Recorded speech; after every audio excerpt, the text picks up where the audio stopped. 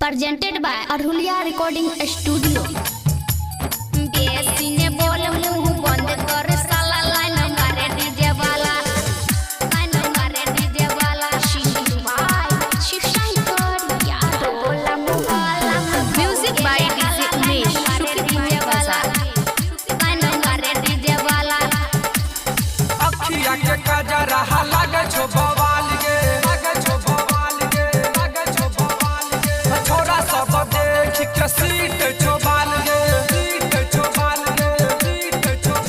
ये अखिया के कजरा लगे छो बवाल गे डीजे पे नाच के कर दे बवाल गे वीडियो बनावे जूम करके कैमरा वाला लाइन मारे डीजे वाला टोला मोहल्ला में भोग गेले हाला लाइन मारे डीजे वाला वीडियो बनावे जूम करके कैमरा वाला लाइन मारे डीजे वाला वीडियो बनावे जूम करके कैमरा वाला line music by DJ Umesh शुक्रिया बाजार लाइन मारे डीजे वाला ढोरा ही देखा के तू कमर हिलाबै छी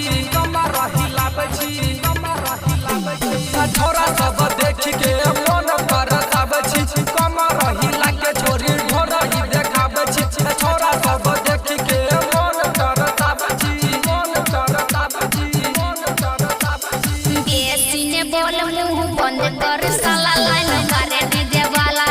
वीडियो बनावे जूम करके कैमरा वाला लाइन मारे डीजे वाला टोला मोहल्ला में भौ गेले हाला लाइन मारे डीजे वाला